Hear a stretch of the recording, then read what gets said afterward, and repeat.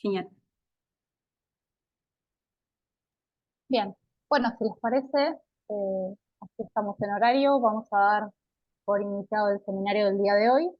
El mismo va a estar a cargo de la bioquímica Rocío Pastor, que es becaria doctoral de nuestro instituto, bajo la dirección de la doctora Eloísa Arana. El título del seminario del día de hoy es Caracterización funcional de una subpoblación específica de linfocitos B inmunoreguladores en tejido amigdalino. Les pedimos por favor mantengan silenciados los micrófonos y hacemos las preguntas cuando Rocío entonces termine su presentación. Rocío, cuando quieras, puedes empezar. Gracias. Bueno, muchas gracias. Buenas tardes a todos. Y como dijo Mariana, bueno, voy a presentar parte de mi trabajo de tesis, que es caracterización funcional de la subpoblación específica de linfocitos B inmunoreguladores. A ver si pasa. Ahí pasó, ¿no? Sí, perfecto, está bien. Genial. Bueno, para comenzar, les voy a dar una breve introducción. Nosotras trabajamos en el laboratorio con muestras de amígdalas. Las amígdalas son órganos linfoides secundarios que pertenecen al tejido linfoide asociado a mucosas y están compuestas principalmente por linfocitos B organizados en folículos, que son estas estructuras redondeadas que se ven en este corte histológico, y en menor proporción están formadas por linfocitos T distribuidos en las zonas interfoliculares, que son las zonas entre estos folículos linfoides, que también los linfocitos T pueden estar formando parte del manto de los folículos. Por su ubicación en la entrada de la vía nasofaringea, están constantemente en contacto con antígenos que pueden ingresar tanto por vía nasal, vía aérea, como por vía oral, y por vía oral pueden ingresar tanto antígenos dietarios como diferentes tipos de microorganismos. Al ser un órgano linfoepitelial, les voy a recordar algo del compartimento linfoide principalmente. Como les dije antes, están principalmente formadas por linfocitos B, que expresan CD20 en su membrana. En estas inmunohistoquímicas de los paneles superiores podemos observar tinciones contra CD20 para poder observar en la localización en el tejido la disposición de estos linfocitos B. Podemos entonces evidenciar, como dije antes, que están primordialmente organizados en los folículos linfoides, aunque también va a haber linfocitos B en las áreas interfoliculares. Con respecto a los linfocitos T, que expresan CD3 en su membrana, la principal distribución está dada entonces en la región interfolicular y en el manto del folículo, aunque también van a estar formando parte del centro germinal, en especial en el borde del manto, por la reacción de centro germinal que se da en los órganos linfoides secundarios. Respecto de CD4 y CD8, lo que podemos evidenciar en amígdalas es que la mayor parte de los linfocitos T son los CD4, mientras que hay una menor proporción de linfocitos T CD8. Bien, respecto al compartimento epitelial, tenemos este hermoso esquema de una review de Akiko Iwasaki, donde nos muestra la distribución y la conformación de los distintos epitelios de mucosas. Sabemos que el epitelio de tipo 1 es el más trabajado, digamos, en el campo de la inmunología porque es el que tapiza los intestinos. Esta es la mucosa, una de las mucosas en las que más se trabaja en general en el campo de la inmunología. El epitelio de tipo 1 tiene una sola capa de células basales, es un epitelio de tipo simple y su principal función es de intercambio. En el intestino va a ser intercambio de nutrientes, mientras que en el pulmón, por ejemplo, es intercambio gaseoso. En este tipo de epitelio, la inmunoglobulina que predomina es de isotipo IgA. En el tipo de en el epitelio de tipo 2, que tapiza mucosas, por ejemplo, vaginal y el tracto eh, de la faringe, perdón, lo que podemos observar es que es un epitelio de tipo pseudoestratificado con varias capas de células, es avascular y está continuado por un tejido conectivo donde el tejido conectivo sí presenta vasos que aportan nutrientes y oxígeno a las células del epitelio pseudoestratificado. En el caso de las amígdalas, nos presentamos el epitelio de tipo 2, donde las células epiteliales pueden estar infiltradas también por linfocitos y además este epitelio se puede invaginar formando criptas. Esto va a aumentar la superficie de contacto entre las células epiteliales y los antígenos que pueden ingresar. Además, el isotipo predominante de inmunoglobulina es la IgG. Bien, para comenzar un poco con los resultados, voy a dividir la charla en tres grandes áreas. La primera es la dinámica de poblaciones inmunes en el tejido amigdalino. Luego vamos a hablar un poquito de la dinámica de la microbiota y por último voy a hacer una mención muy breve sobre un análisis de las infecciones persistentes. Bien, en abril de este año logramos publicar un trabajo en la revista Immunity and Aging analizando la temática de la dinámica de poblaciones linfocitarias en el tejido amigdalino y como es introductorio del tema de hoy del seminario, les voy a resumir un poquito los resultados que obtuvimos. Bien, como primer dato de esta publicación, les cuento que en total los análisis se realizaron sobre 95 pacientes de diferentes edades y los criterios de inclusión y exclusión para poder recibir estas muestras son que los pacientes, tanto menores de 18 como mayores de 18, tienen que contar con el consentimiento informado y como criterios de exclusión, lo que solicitamos es que no se padezca de ninguna inmunodeficiencia primaria ni secundaria para realizar estos análisis, y tampoco el paciente debe haberse sometido a tratamientos con antibióticos o corticoides hasta un mes antes de la cirugía.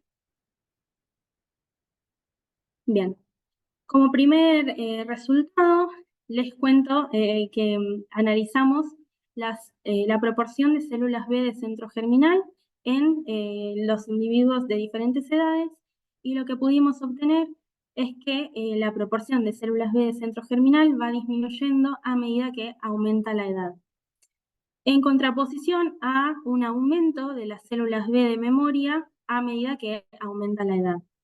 Bien, esto nos habla de una transición desde una respuesta inmunitaria efectora orientada a controlar la carga de los patógenos en las etapas tempranas de la vida, o sea, en la niñez, mientras que a medida que avanzamos en la edad, se evoluciona hacia un microambiente inmunosupresor orientado a mitigar el daño tisular generado por estas infecciones crónicas. Entonces, este deterioro en la capacidad de generar una respuesta efectora se correlaciona con las causas de cirugía que podemos observar. En los niños, al tener esta respuesta efectora muy exacerbada, la principal causa de cirugía es hipertrofia e hiperplasia de estos órganos, a tal punto que llegan a obstruir el canal aéreo y pueden generar apnea del sueño.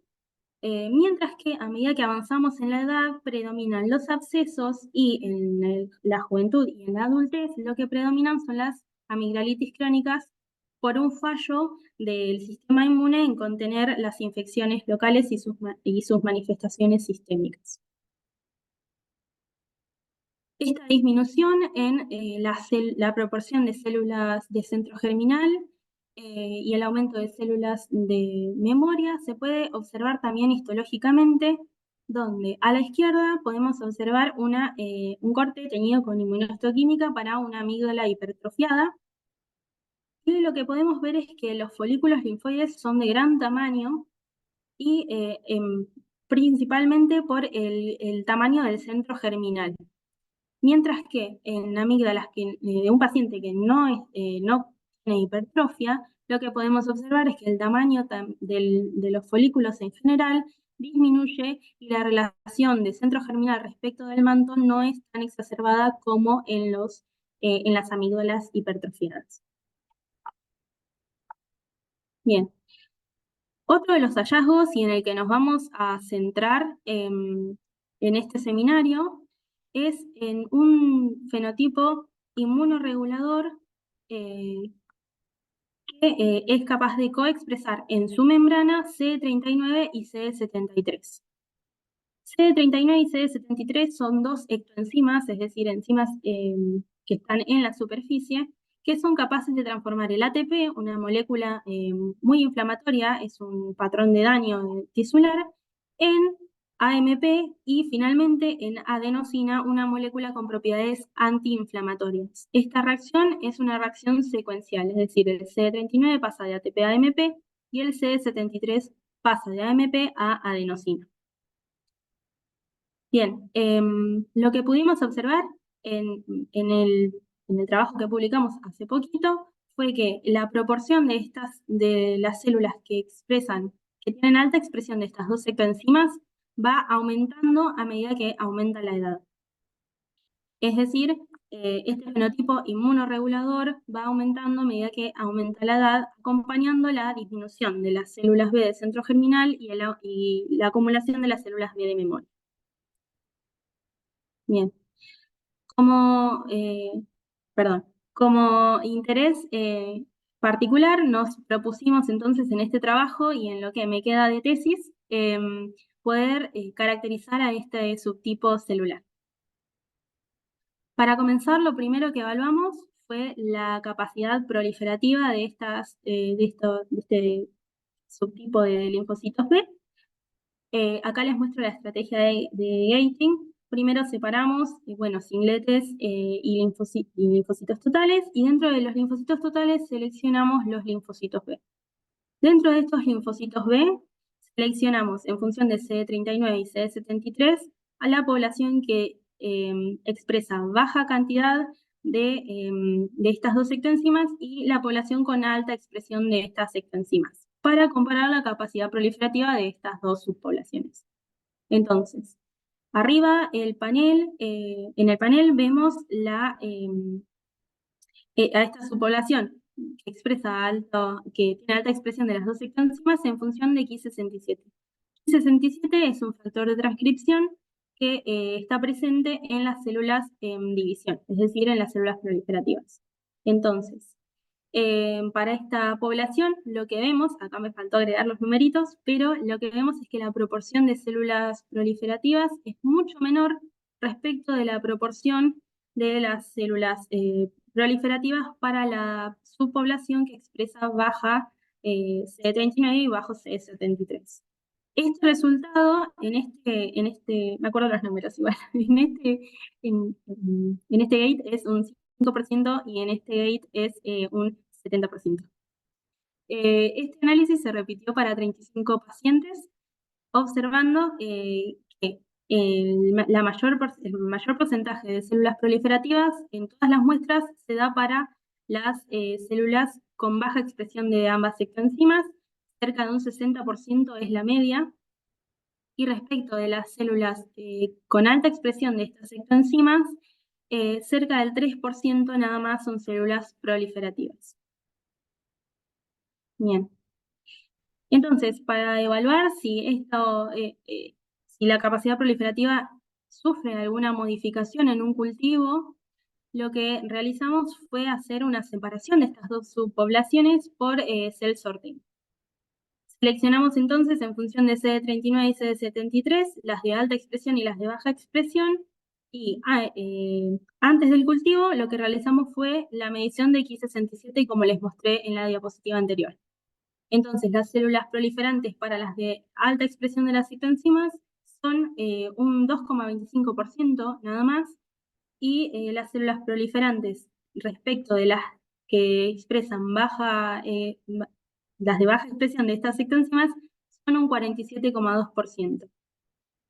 Luego de realizar un cultivo de 48 horas, solamente manteniéndolos con interleuquina 2 e interleuquina 4 para mantener a las células viables, es decir, no las estimulamos con algún estímulo como CpG, por ejemplo, o CD40 ligando, realizamos entonces la medición de las células Ki67 positivas para estas dos subpoblaciones. Lo que vimos es que a pesar de que primero las células totales disminuyen un poco en cultivo solo con estas dos interleuquinas, porque ya venían de un proceso de mucho estrés por el cell sorting, y además solo les dejamos las citoquinas necesarias para que sobrevivan y no Observamos que solo las de alta expresión de las dos sectoenzimas tienen un porcentaje muy bajo de células proliferantes, es decir, se mantiene la baja expresión de Ki67, mientras que las células que expresan bajos niveles de estas dos sectoenzimas tienen un porcentaje mayor de células proliferantes. Bien, para continuar con la caracterización de estas células, nos propusimos evaluar diferentes marcadores fenotípicos. En este caso, realizamos la evaluación de todos estos marcadores y les presento los histogramas de intensidad de fluorescencia para cada una de estas dos subpoblaciones. Las subpoblaciones y los histogramas en azul corresponden a las células de baja expresión de las ectoenzimas y los histogramas rojos corresponden a las células de alta expresión de ectoenzimas. Los primeros dos gráficos de CD44 y CD10 lo que evalúan es la pertenencia o no de estas subpoblaciones al centro germinal, es decir, si están localizadas o no en el centro germinal. Una expresión alta de CD44 y una expresión baja de CD10, como vemos en la subpoblación roja, es decir, la que expresa altos niveles de ectoenzima, corresponde a células que no se encuentran en el centro germinal, mientras que una expresión baja de CD44 y una expresión alta de CD10 corresponden a células de centro germinal. Entonces, las células que expresan bajos niveles de ectoenzima corresponden a células de centro germinal, mientras que las de altos niveles de ectoenzima no estarían en centro germinal, en su mayor proporción, porque si observamos, acá vemos un pequeño pico de CD10 positivas, lo que podría indicar que hay una pequeña proporción de células que expresan CD39 y CD73 en altas proporciones que puede llegar a localizarse en centro germinal. En estos dos histogramas, evaluamos CD27 y CD38. Estos dos en conjunto evalúan la memoria en células B específicas. Entonces, acá, células CD27 con baja expresión de CD27 y con alta expresión de CD38 corresponderían a un fenotipo más naive y no de memoria, mientras que una expresión alta de CD27 y una expresión baja de CD38 corresponderían a un fenotipo de memoria. Para las células de baja expresión de las ectoenzimas, entonces lo que obtenemos es que no corresponden a células de memoria, lo cual es congruente con los primeros dos histogramas, donde veíamos que corresponden a células de centro germinal, mientras que para las células de alta expresión de las ectoenzimas podemos encontrar un pico que corresponde a células que pueden presentar un fenotipo de memoria, mientras que hay otro pequeño pico que me indica que expresan alto CD38, entonces puede también haber una pequeña proporción de células que expresan estas ectoenzimas que correspondan a un fenotipo más de tipo naive. CD21 es un marcador, es un receptor para complemento y en este la verdad es que no observamos grandes diferencias. CD62 ligando es un tipo de L-selectina, lo que permite la trasvasación de estas células a través de los epitelios y endotelios, lo que permitiría que se trasladen hacia otros tejidos o a través de los vasos.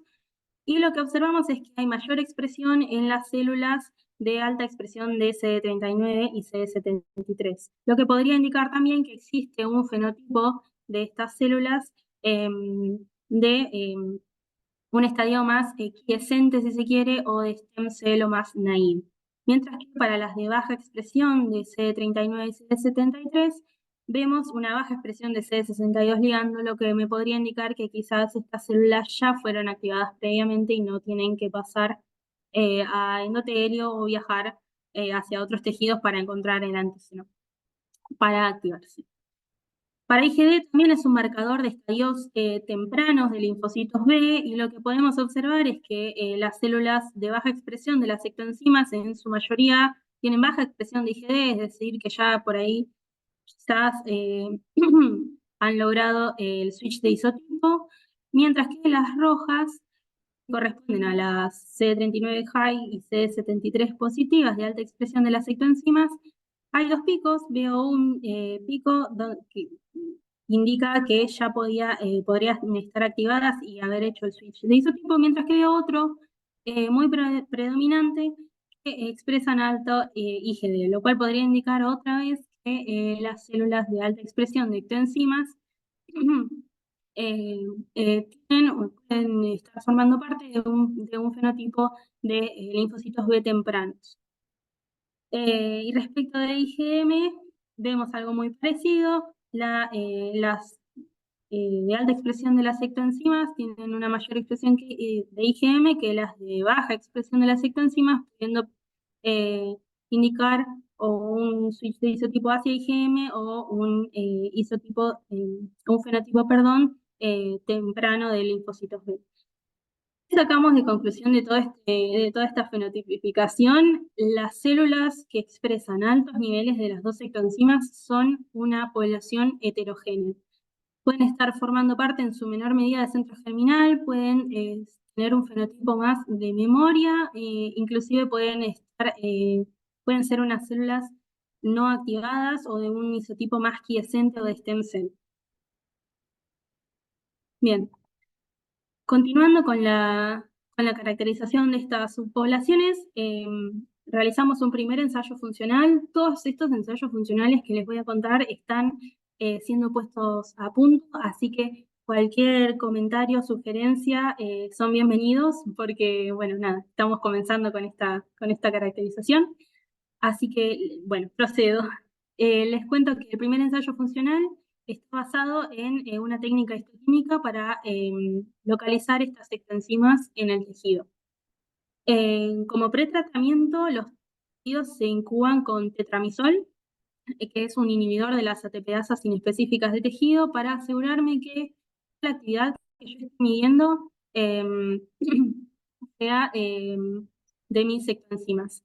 Bueno, acá yo lo veo medio corrido, en el Power se veía bien, pero lo que se puede realizar es tanto con AMP como ATP, porque lo que vamos a evidenciar en esta técnica son los fosfatos libres generados por la hidrólisis de estos nucleótidos. Si yo incubo con AMP, la ectoenzima que está siendo funcional va a ser C73, que va a transformar el AMP en adenosina y va a generar los fosfatos libres. En cambio, si yo incubo este tejido con ATP, voy a tener toda la reacción secuencial.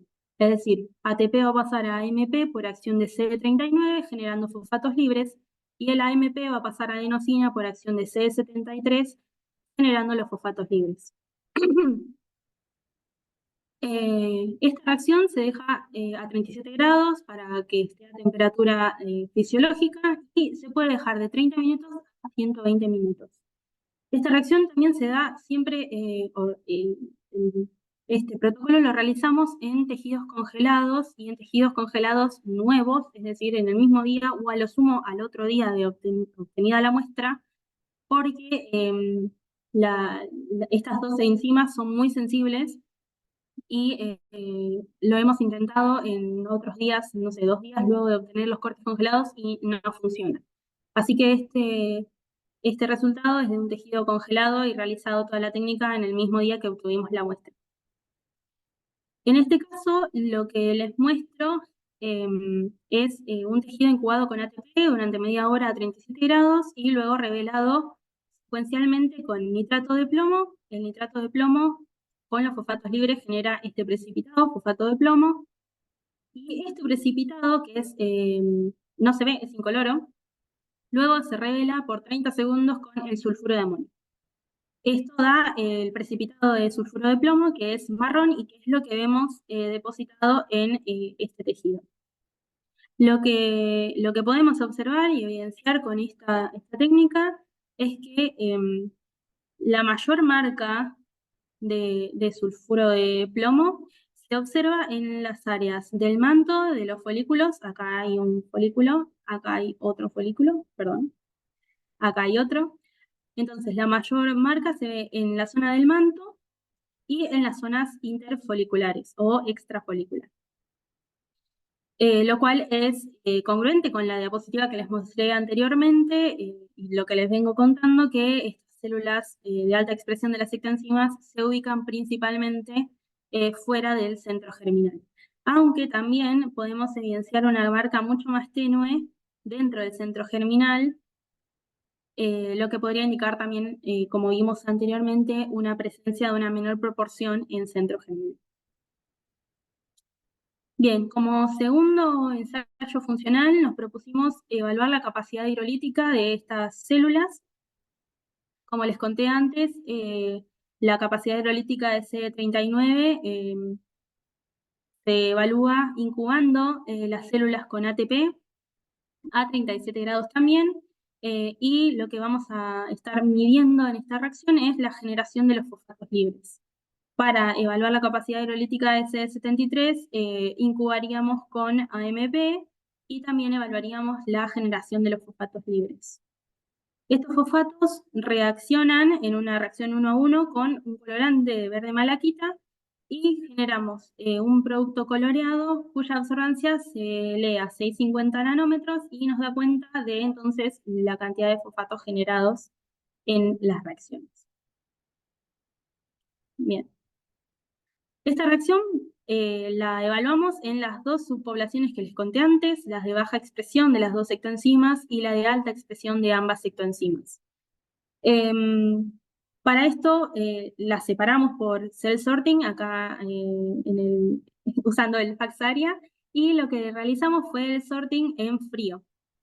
Y las mantuvimos en hielo toda la noche cuando las marcamos con los anticuerpos que utilizaríamos. En este caso, CD39 y CD73. Entonces, realizamos el protocolo que les dije anteriormente de verde malaquita a tiempos. 0, 5 minutos y 10 minutos de reacción, todo a 37 grados. Obteniendo esta curva, vemos que hasta los 5 minutos los moles de fosfato aumentan, es decir, hay una hidrólisis de este ATP y luego de los 5 minutos estos fosfatos disminuyen. Para la subpoblación que expresa altos niveles de estas ectoenzimas, lo que obtuvimos es que también hasta los 5 minutos la generación de fosfatos aumenta, es decir, hay una hidrólisis de ATP y luego de los 5 minutos hay un aumento mucho más leve o inclusive se llegaba al plató. ¿Qué nos pasó con este ensayo? Primero, el método es muy poco sensible, entonces teníamos ahí un problema, que quizás unos cambios muy pequeños no los podíamos notar, y además, si pueden ver, la generación de fosfatos es mucho menos en las células que expresan altos niveles de ectoenzima. Entonces nos preguntamos qué podría estar pasando y una de las hipótesis que se nos ocurrió fue que nosotras estábamos usando para hacer la separación de las subpoblaciones anticuerpos, como anticuerpos anti-CD39 y anti-CD73, que son las ectoenzimas a las cuales le estamos evaluando la actividad.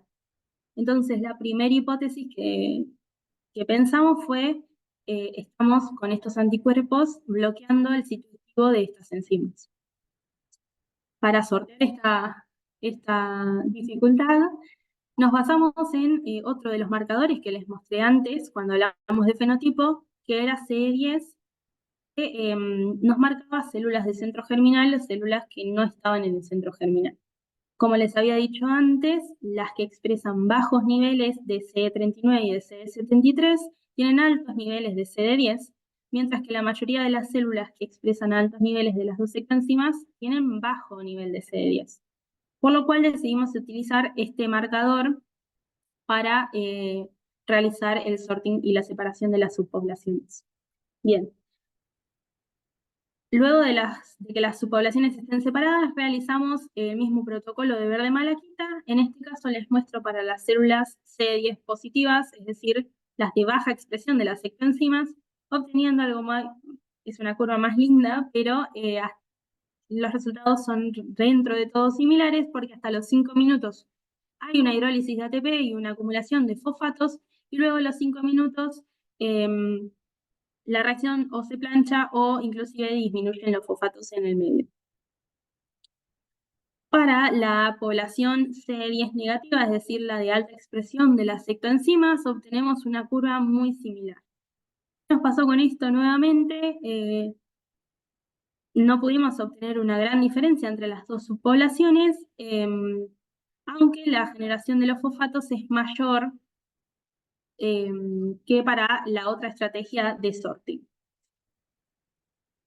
Esto nos hace pensar primero en la sensibilidad del método. Nosotros estamos haciendo una colaboración con la doctora Julieta Schatzter de un instituto de Facultad de Medicina, donde sí estuvimos hablando sobre la sensibilidad del método, que puede ser que no me esté detectando pequeños cambios. Entonces lo que nos proponemos también es realizar ensayos, mediciones de esta hidrólisis por bioluminiscencia, que son mucho más sensibles. Además de esta sensibilidad del método, quisimos ver si había algún otro factor, y lo que pudimos encontrar fue que hay una diferencia en la expresión de CD39 y CD73 en frío. ¿Cómo realizamos esto? Bueno, primero, en las células frescas recién obtenidas, a nosotros nos llegan las muestras y en el momento aislamos las células mononucleares y analizamos los marcadores de citometría sin pasar por heladera, sin pasar por frío, por hielo, por ningún tipo de temperaturas bajas, y adquirimos las células directamente en el citómetro, observando estos picos celestes de expresión de las dos ectoenzimas, CD73 a la izquierda y CD39 a la derecha. Como les conté antes, nosotros para realizar el sorting dejamos las células en hielo en heladera, marcándose toda la noche, y el sorting se realiza al otro día a la mañana, también en frío, y recibimos las células en hielo. Luego de tener las células separadas, post-sorting pudimos evaluar para la población que expresa altos niveles de estas ectoenzimas que luego de todo este proceso de sorting, la expresión tanto para CD39 como para CD73 disminuye. Y por último tenemos el control de células a 4 grados, que son las células que recibimos, que aislamos. Ni bien las aislamos, las dejamos en heladera, y al otro día, luego de tener las células post-sorting, a la par de analizar las células post-sorting, analizamos las células que quedaron toda la noche en heladera sin ninguna otra modificación. Y lo que vimos es que a estas células la expresión de CD73 y CD39 también disminuye en una gran proporción. Así que además de la sensibilidad del método, que puede no ser la mejor, estábamos sumando este efecto del frío en la expresión de las dos ectoenzimas. Les muestro también cómo cambia la expresión en las células de baja expresión de estas dos ectoenzimas, y si ven, es muy similar el índice de fluorescencia media para las células post-sorting de las células que tienen alta expresión de ambas ectoenzimas. Entonces, muchos cambios no íbamos a poder detectar. Lo que pudimos obtener en limpio es que no vamos a hacer más nada con frío en el medio y vamos a utilizar las células frescas. En su defecto, otra hipótesis es que mantener las células a 37 grados en lugar de mantenerlas en frío mientras hacemos la marcación puede evitar este efecto. Bien. Como último ensayo funcional, lo que decidimos realizar es una evaluación de estos linfocitos B totales y de la actividad hidrolítica de los linfocitos B totales. Es decir, nosotros obtuvimos las células mononucleares de amígdala y lo que realizamos es una purificación de linfocitos B utilizando Dynavits.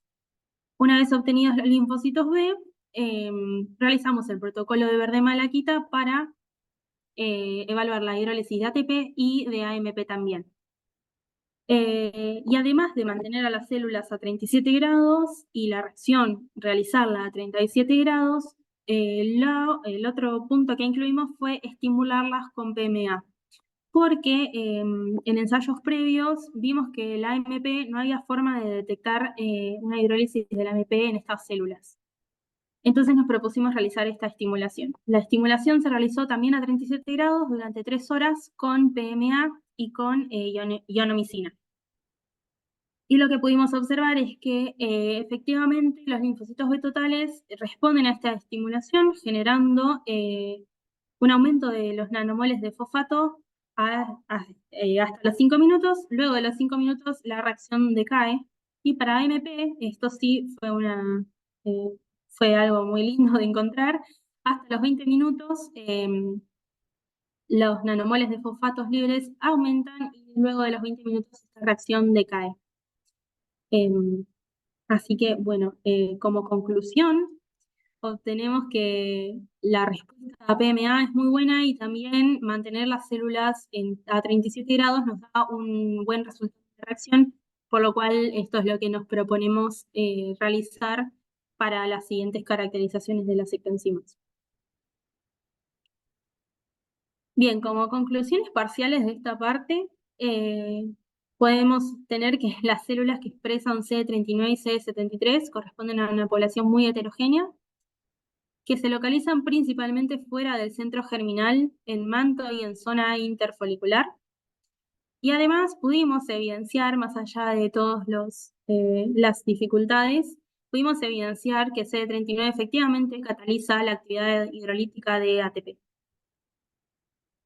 Como perspectiva sobre esta primera parte, vamos a continuar la caracterización funcional de estas subpoblaciones y además sumar otras técnicas como bioluminiscencia, que les conté que es una medida mucho más sensible para detectar inclusive pequeños cambios en las concentraciones de fosfatos generados.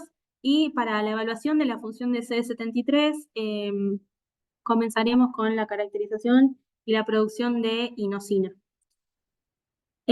para esta actividad hidrolítica de CD73 sobre el AMP. Y además, lo que nos queda pendiente es realizar inmunofluorescencias para evaluar la localización de las ectoenzimas en la membrana de los tejidos sin necesidad de ensayos funcionales. Bien, continuando con una pequeña demostración de la segunda parte, voy a hablar un poquito de la dinámica de la microbiota en los tejidos amigdalinos. Para ello, analizamos el microbioma. Esto se realizó mediante el hisopado de amígdalas. Los hisopos los recibimos en solución fisiológica y luego de esto realizamos una extracción de ADN bacteriano utilizando un kit comercial de Qiagen. Estas muestras de ADN bacteriano las enviamos al Centro Austral de Tecnología Genómica en la Universidad de Magallanes, en Chile, para realizar la secuenciación por NGS. Bien, les muestro parte de los resultados. Es una base de datos muy linda. Estos resultados les muestro los filos predominantes. Lo que pudimos secuenciar son 9 muestras. Estamos en proceso de mandar a secuenciar más muestras y de más edades, así tenemos aún más datos. Y los filos que vemos predominantes son Bacilli, Gamma proteobacteria, Negativicutes y Beta proteobacteria. Ven en rojito, en azul y en verde. Y bueno, celeste también. Respecto del género, lo que vemos es que predomina en todas las muestras, hay una gran presencia de Haemophilus, luego Streptococcus, acá viendo 3 muestras donde predomina mucho más el Streptococo, Bayonella y en menor proporción Neisseria. Luego hay muestras con una gran variedad de géneros. Y en especies, lo que podemos ver es que en todas las muestras está presente Haemophilus influenza. Para influenza en una menor medida, Streptococcus está en todas las muestras también, y luego hay, bueno, una gran variación de otras especies. Contrastando estos resultados con literatura, lo que podemos concluir también es que el microbioma de las amígdalas es mucho más similar al microbioma en general oral que al microbioma nasofaríngeo. Bueno, y en esta diapositiva lo que les muestro es la distribución de los géneros en función de la edad. Vemos que para 3, 6 3 y 6 años, los géneros predominantes son Haemophilus y Streptococcus y Bayonella. En otras medidas hay otros géneros también presentes y Neisseria está presente en solo 2 de las muestras, en gran proporción, ¿no?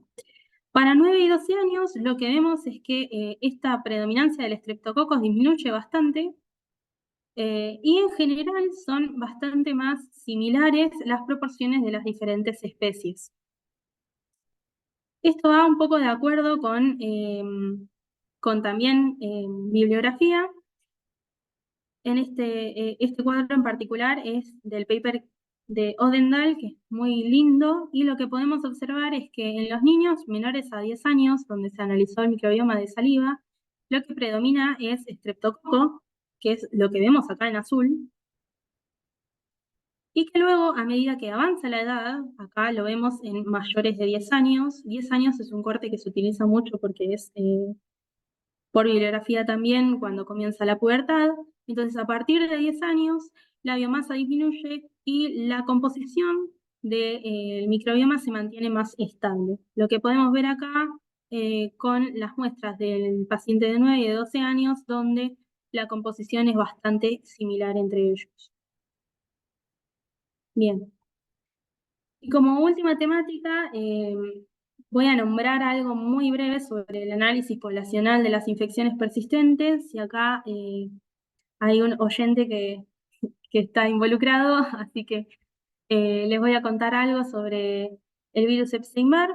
Estos resultados son parte de la tesina de grado de mi compañero Ignacio, así que bueno, si Ignacio está también, pueden hacerle preguntas a él si quieren. Bueno, las amígdalas actúan como reservorios de muchos microorganismos patógenos y en particular del virus Epstein-Barr. El virus Epstein-Barr es un virus herpes que tiene una prevalencia muy alta, está infectando al 95% de la población mundial y es generalmente inofensivo. En general, en individuos sanos se encuentra en estado de latencia. ¿Por qué analizamos esto? Porque las infecciones persistentes también se llevan parte del sistema inmune para intentar controlar estas infecciones y mantenerlas en estado de latencia para evitar una infección activa de estos patógenos. En este caso es una foto muy linda que obtuvo Ignacio, donde vemos un folículo. Esta técnica es una técnica inmunohistoquímica, perdón, de marcación de proteínas de latencia viral del virus. Entonces lo que vemos en marrón son células que están infectadas por el virus. Lo lindo de esta foto es que vemos un folículo que claramente está infectado, mientras que al lado, literalmente el folículo contiguo, no lo vemos infectado. Entonces, el sistema inmune está en tiene la constante tarea de mantener a estos patógenos en estado de latencia para evitar una infección activa y sintomática. Así que bueno, esos son los resultados que obtuve hasta ahora, parte de Ignacio, bueno, parte de los ensayos que estamos poniendo a punto. Así que bueno, creo que fui un poco rápido. Pero bueno, cualquier sugerencia estamos abiertos a escuchar, obviamente, y cualquier comentario va a ser bienvenido porque todo esto es un ensayo, son todos ensayos que estamos poniendo a punto, así que cualquier dato nos sirve. Como agradecimientos, bueno, todo el INIGEM, al Hospital de Clínica, al Servicio de Otorrino, de Anatomía Patológica y de Microbiología, que nos están asesorando mucho todo el tiempo, al Centro Austral de Tecnología Genómica, a Lindy, que se llevó las muestras para secuenciar, y a Jacqueline, que es la bioinformática que nos hizo esos gráficos tan lindos. Y bueno, al IMIP, a Maru, que creo que está en los oyentes, y a la doctora Paola Chavay, que son las codirectoras de Ignacio. Bueno, muchas gracias. Bueno, muchísimas gracias, Rocío. Muy interesante. No sé si tienen preguntas, si alguien quiere aprovechar esta Rocío para hacerle preguntas. Me parece que fuiste rápido, pero se entendió, porque por el momento son todas felicitaciones. Bueno, me alegro, menos mal. Igual, realmente cualquier comentario es bienvenido porque, de vuelta, como estamos poniendo a punto todas estas técnicas, todo nos sirve, toda data nos sirve. Claro. Hola, Rocío, yo te hago una pregunta. ¿Cómo estás? Te felicito. A vos, Gracias. a Ignacio, la verdad, un montón de trabajo. Em, Dos cosas. Primero, cuando mostrás la proliferación de los linfocitos B, no, Sí, no después del sorting que ahí aclaraste ahí va. que las dejás solamente con IL-4 e IL-2, Sí, cuando las haces como ex vivo, sí. ahí las estimulás con algo o es con la proliferación que viene en el tejido. Es con la proliferación que viene del tejido. Estos análisis son en células frescas. Extraemos las mononucleares y marcamos y ya directamente adquirimos en el citómetro. O sea, están proliferando ahí en el tejido. Están Bien. proliferadas, sí. Y otra pregunta, de esta población que expresa estas enzimas, ¿qué Ujú. se sabe en otros tejidos? En sangre, no sé si eso lo dijiste y me lo perdí. No, ¿Está no en dije sangre nada. periférica, en otras mucosas? ¿Se sabe algo o es una novedad así que Están ustedes descritas, encontraron? están descritas hace muchos años, hay en sangre periférica, pero en muy baja proporción, y además no solo es en linfocitos B, también hay linfocitos T que las coexpresan, pero también es una muy baja proporción. Hasta ahora, toda la bibliografía que he consultado, en general, son poblaciones que están en tejido, en órganos linfoides secundarios. Ok, bueno, Pero recién ahora está como más en auge y recién ahora se están estudiando más a profundidad estas poblaciones. bueno, buenísimo, te felicito. Gracias. Mm. Ahí va, bueno.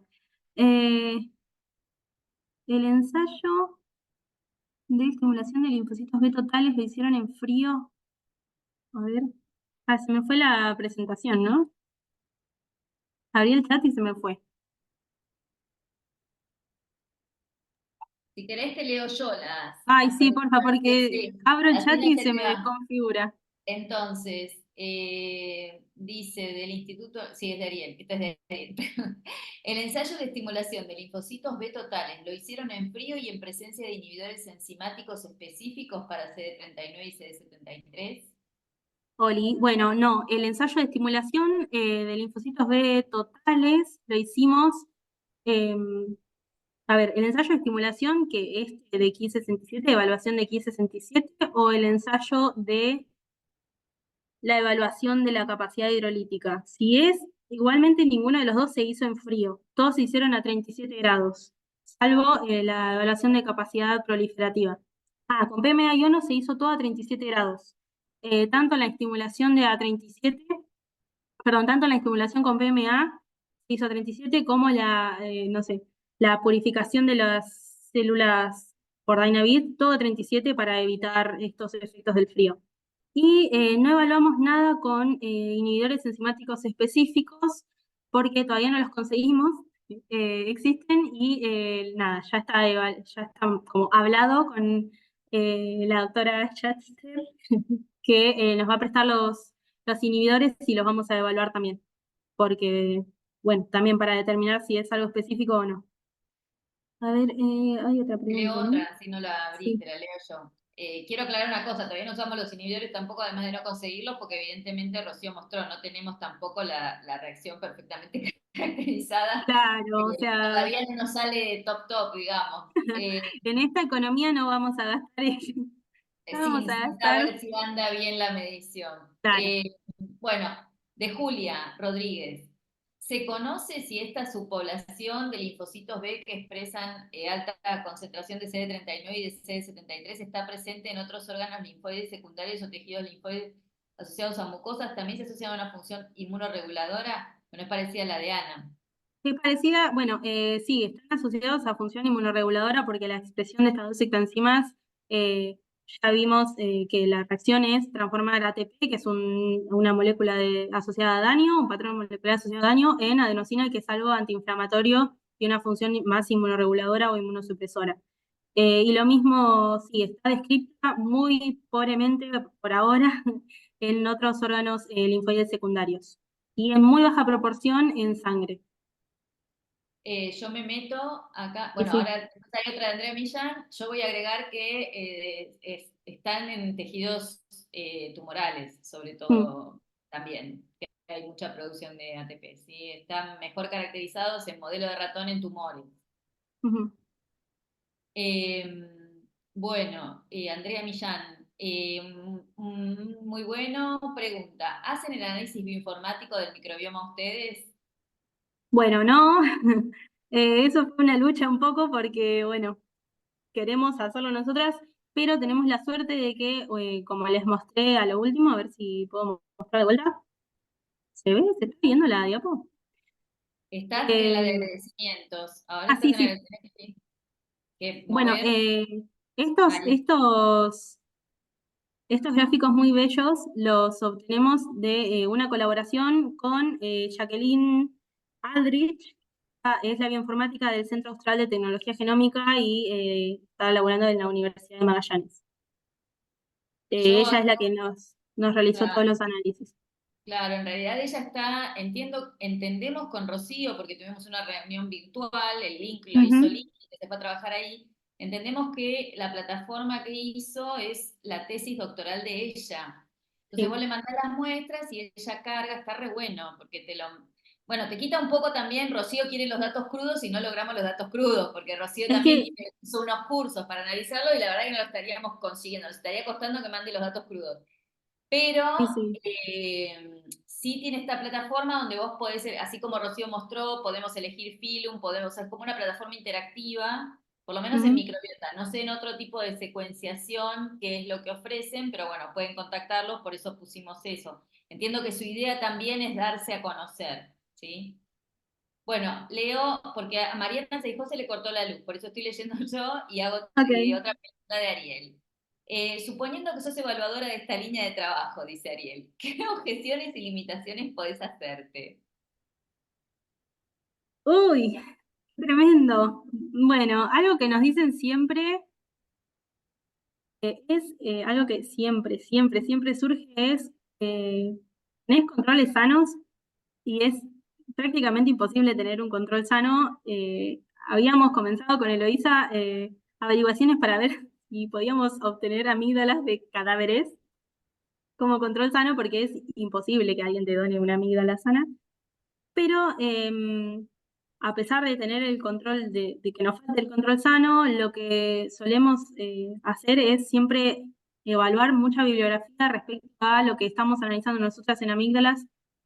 Si es que hay algún respaldo eh, en bibliografía que analice órganos linfoides secundarios como ganglios, por ejemplo, o en humanos o en ratón. Entonces siempre nos basamos también en eso, nos quedamos un poco tranquilas de que no es una locura lo que estamos planteando. Em, Respecto a otras objeciones, qué difícil. Bueno, primero, nada, esto recién lo estamos poniendo a punto con muy pocos pacientes. Lo que nos cuesta ahora nuevamente es conseguir muestras de adultos para evaluar si es que hay diferencias entre los niños y los adultos en esta parte, pero como realizamos el aislamiento de las subpoblaciones y la caracterización de las subpoblaciones por separado, creo que eso también me deja bastante tranquila, que no es que estoy mirando variaciones con la edad, sino directamente algo funcional y característico de la subpoblación en general. Quizás eso, estaría muy bueno poder sumar controles sanos, eh, poder tener más anticuerpos. Así que si quieren, conocen gente que nos presta anticuerpos para hacer inmunofluorescencia, genial. Eh, y bueno, creo que eso es lo básico. Y por ahí sí, bueno, sobre el tema de los de los análisis de microbioma, me gustaría más, como dijo Elo, acceder a los datos crudos, porque por ahí yo estoy presentando los datos así de los gráficos muy lindos, pero quizás hay índices de correlación o cosas que a mí me faltan, entonces estaría bueno también poder acceder a esas informaciones. Eh, Mm, bueno, la otra es de Julia Rodríguez, que dice, ¿cuál es el origen celular del ATP en la amígdala? ¿Es liberado por las células epiteliales durante una infección aguda y o crónica? Bueno, sí, esto está descrito en realidad por Lindy en trabajos anteriores en el laboratorio, que lo que Lindy pudo observar es que las hipertrofias de los pequeños, de los niños menores, en realidad no es idiopática como sugieren las cirujanas, sino que hay una infiltración de bacterias hacia el tejido, logran pasar el epitelio y se infiltran hacia el tejido linfoide generando daño en el tejido. Entonces, eso me aumentaría el ATP en mi tejido amigdalino. Y por parte de las infecciones recurrentes en los adultos o jóvenes, también están completamente, están generando infecciones y daño al tejido de esas bacterias, generando una liberación de este ATP. En los ensayos, yo lo incubo, yo le agrego externamente el nucleótido para evaluar la hidrólisis. Claro, yo aporto acá, Rocío está poniendo para todos los ensayos sustratos externos, pero además de todo lo que dice ella respecto de las infecciones, son sitios, bueno, como vio Ana, cuando vos sacás estas células ex vivo, ustedes vieron la cantidad de proliferación que hay, porque justamente son centros germinales. Para tener esa cantidad de proliferación también se necesita un montón de energía y ATP.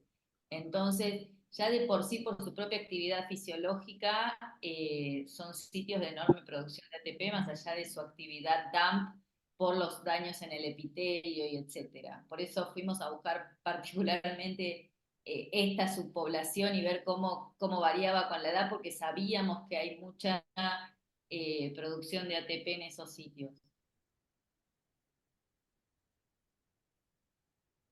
No sé, chicos, si hay alguna pregunta más, si no, ya liberamos a Rocío. Muy bien, Rocío. Eh, porque ya son no sé, las 2, las 3. Ah, wow. Sí, Me extendí. ya está, entonces la liberamos. Bien, ya pasó. Muy bien, Rocío, te felicito. Sí. Yo no veo nada del chat, así que por favor me dicen. Bueno, te están felicitando porque son divinos. Bueno, Acá. muchas Sé gracias. que hay otro. A Hay otro ver, de Ariel, porque Ariel no te va a dejar. Los resultados del microbioma representan solo la colonización externa, superficie de la amígdala o todo el órgano. bien, nosotros en esa parte lo que hacen las cirujanas es hisopar idealmente todo el órgano, pero en la superficie, no hisopan internamente, no es que cortan la amígdala y lo hisopan. Es una vez extraída o antes de extraer incluso, hisopar las amígdalas superficialmente y luego ese hisopo es lo que nos llega a nosotras. Por ahora no realizamos un análisis del core de las amígdalas por secuenciación.